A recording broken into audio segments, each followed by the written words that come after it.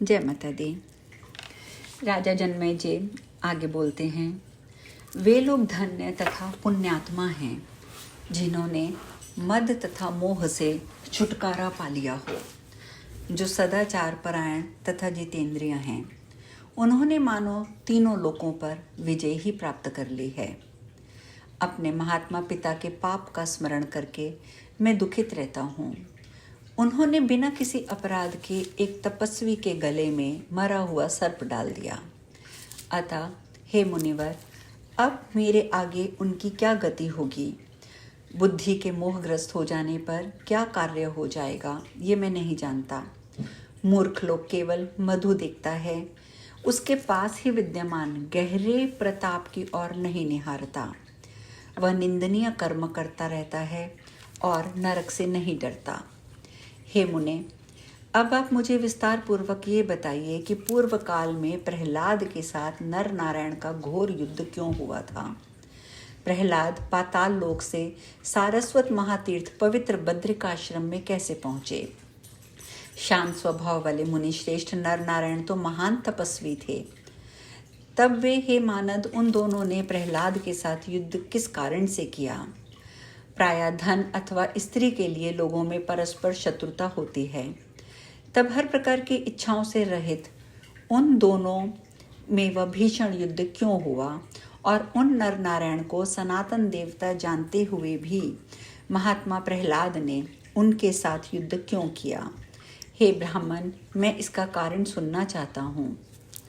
सूत जी कहते हैं, परीक्षित पुत्र राजा जन्मेजय के पूछने पर सत्यवती सुत विप्र व्यास जी ने विस्तार पूर्वक सारा वृतांत बताया। धर्मपरायण राजा जन्मेजय भी उत्तरापुत्र अपने पिता परीक्षित की कुत्सित चेष्टा को सोच सोचकर अत्यंत दुखित हो गए थे। विप्र को अपमानित करने के परिणाम स्वरूप पाप के कारण यमलोक को प्राप्त अपने उन पिता के उद्धार के लिए वे निरंतर अपने मन में अनेक प्रकार के उपाय सोचा करते थे। हे मुनीश्वरों, जब पुत्र अपने पिता की पुम नामक नरक से रक्षा कर देता है, तभी उनका पुत्र नाम सार्थक होता है। जब उन्हें ये विदित हुआ कि एक महल की ऊपरी मंजिल में स्नान दान किए बिना ही विप्र के शापवश सर्पदंश से महाराज परीक्षित की मृत्यु हुई थी, तब अपने पिता की दुर्गति सुनकर वे राजा जन्मेजय अत्यंत दुखित हुए और शोक से संतप्त और भय से व्याकुल हो उठे। इसके अनंतर निष्पाप राजा जन्मेजय ने अपने घर पर स्वतः आए हुए व्यास मुनि से नर नारायण की अति विस्तृत कथा के विषय में भी पूछा। व्यास जी आगे उन्हें बताते हैं। व्यास जी कहते हैं, हे राजन, जब नरसिंह भगवान के द्वारा उस भयानक हिरण्यकश्यपु का वध हो गया, तब प्रहलाद नामक उनके पुत्र का राज्याभिषेक किया गया। देवताओं तथा ब्राह्मणों का पूजन सम्मान करने वाले उस दैत्यराज प्रहलाद के शासनकाल में पृथ्वी लोक के सभी राजागण श्रद्धापूर्वक यज्ञ आदि का अनुष्ठान करने लगे। ब्राह्मण लोग तपस्याचरण, धर्मानुष्ठान तथा तीर्थाटन में तत्पर हो गए। वैश्य समुदाय अपने अपने व्यावसायिक कार्यों में लग गए और निम्न गण सेवा परायण के हो गए। नरसिंह भगवान ने उन दैत्यराज प्रहलाद को पाताल लोक के राज सिंहासन पर स्थापित कर दिया था और वे वहीं पर प्रजा पालन में तत्पर होकर राज्य करने लगे। एक बार भृगु के पुत्र महातपस्वी च्यवन नर्मदा में स्नान करने के लिए व्यवहारतेश्वर नामक तीर्थ में पहुंचे। वहां पर रेवा नामक महानदी को देखकर वे उसमें उतरने लगे। इसी बीच एक भयंकर विषधर सर्प ने उतरते हुए मुनि को पकड़ लिया। तदंतर उन महामुनि च्यवन को वह नागराज खींचकर पाताल लोक में ले गया। तब उन भयाक्रांत मुनि ने मन ही मन देवादिदेव जनार्दन विष्णु का स्मरण किया। मुनि च्यवन के द्वारा हृदय से कमल नयन भगवान विष्णु का स्मरण किए जाने पर वह सर्प विषहीन हो गया। अतएव रसातल में ले जाए गए उन मुनि को कष्ट नहीं हुआ। तत्पश्चात अत्यंत दुखी तथा संशकित उन सर्प को ये सोचकर उन्हें छोड़ दिया कि वे ये महातपस्वी मुनि क्रोधित होकर कहीं मुझे शाप ना दे दें। वहां की नाग कन्याओं द्वारा पूजित होते हुए मुनि श्रेष्ठ च्यवन पाताल लोक में विचरण करने लगे। वे नागों तथा दानवों के विशालपुर में भी आने जाने लगे। एक बार उन धर्मानुरागी दैत्यराज प्रहलाद ने अपनी श्रेष्ठपुरी में विचरण करते हुए भृगुपुत्र मुनि च्यवन को देखा। मुनि को देखकर दैत्यराज प्रहलाद ने उनकी पूजा की और उनसे पूछा कि पाताल लोक में आपके आगमन का क्या कारण है, आप मुझे बताइए।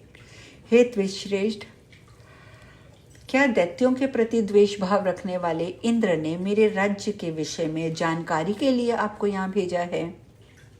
आप मुझे सच सच बताइए। च्यवन बोले, हे राजन, इंद्र से मेरा क्या प्रयोजन, जो वे मुझे यहाँ भेजें और मैं उनके दूत का कार्य करता हुआ आपके नगर में घूमता फिरूं। हे दैत्यराज, आप मुझे महर्षि भृगु का धर्मनिष्ठ और ज्ञान नेत्र संपन्न पुत्र च्यवन जानिए। आप मेरे प्रति इंद्र के द्वारा भेजे गए किसी दूत की शंका मत करें। हे नृपश्रेष्ठ, मैं नर्मदा नदी में स्नान करने के लिए पुण्य तीर्थ में गया था। मैं एक नदी में उतरा ही था कि एक विशाल सर्प ने मुझे पकड़ लिया।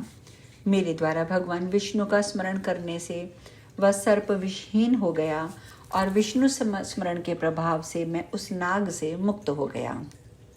हे राजेंद्र, यहाँ आने से मुझे आपका दर्शन प्राप्त हो गया। हे दैत्यराज, आप भगवान विष्णु के भक्त हैं और मुझे भी आप उनका ही भक्त समझिए। व्यास जी बोले, महर्षि च्यवन का मधुर वचन सुनकर हिरण्यकश्यपु पुत्र प्रहलाद अत्यंत प्रेम पूर्वक नानाविध तीर्थों के विषयों में उनसे पूछने लगे। प्रहलाद बोले, हे मुनि श्रेष्ठ, पृथ्वी, पाताल और आकाश में कौन कौन से पवित्र तीर्थ हैं, उनके संबंध में मुझे बताइए। च्यवन ऋषि बोले, हे राजन, मन, वचन तथा कर्म से शुद्ध प्राणियों के लिए तो पद पद पर तीर्थ है, किंतु दूषित मन वाले प्राणियों के लिए तो गंगा भी मगध से अधिक अपवित्र हो जाती है। यदि मनुष्य का मन शुद्ध तथा पाप रहित हो गया तो उसके लिए सभी तीर्थ पवित्र हो जाते हैं। गंगा के तट पर जो सर्वत्र नानाविध नगर, जोष्ठ, बाजार, गांव, अनेक कस्बे वहां बसे हैं, हे दैत्यराज, निषादों, धीवरों, हूणों, बंगों, खसों तथा म्लेच्छ जातियों का निवास भी वहां रहता है। हे दैत्येंद्र, वे सदैव ब्रह्म सदृश गंगा जल का पान करते हैं और अपनी इच्छा से त्रिकाल गंगा स्नान भी करते हैं, किंतु हे धर्मात्मन, उनमें से कोई भी एक शुद्ध अंतःकरण वाला नहीं हो पाता। तब नानाविध वासनाओं से प्रदूषित चित्त वाले लोगों के लिए तीर्थ का फल क्या हो सकता है? हे राजन, आप ये निश्चित समझिए कि मन ही सबसे प्रमुख कारण है, इसके अतिरिक्त दूसरा कुछ भी नहीं। अतः शुद्धि की इच्छा रखने वाले प्राणी को निरंतर अपने मन को शुद्ध बनाए रखना चाहिए। तीर्थ में निवास करने वाले प्राणी भी आत्मवंचना के कारण महापापी हो जाते हैं। वहां किया गया पाप अनंत गुना हो जाता है।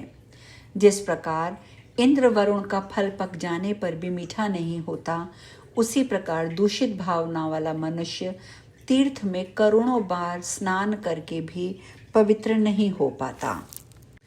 अतः कल्याण की कामना करने वाले पुरुष को सर्वप्रथम अपने मन को शुद्ध कर लेना चाहिए। मन के शुद्ध हो जाने पर द्रव्य शुद्धि स्वतः हो जाती है, इसके अतिरिक्त कोई अन्य उपाय नहीं है। उसी प्रकार आचार शुद्धि भी आवश्यक है। इसके अनंतर ही तीर्थ यात्रा की पूर्ण सिद्धि होती है। इसके विपरीत उसका किया हुआ सारा कर्म उसी क्षण व्यर्थ हो जाता है। तीर्थ में पहुंचकर नीच प्राणी के संसर्ग का सर्वदा के लिए त्याग कर देना चाहिए। कर्म तथा बुद्धि से प्राणियों के प्रति सदा दया भाव रखना चाहिए। फिर भी हे राजेंद्र, यदि आप पूछते हैं तो मैं आपको प्रमुख तीर्थों के विषय में बता रहा हूँ।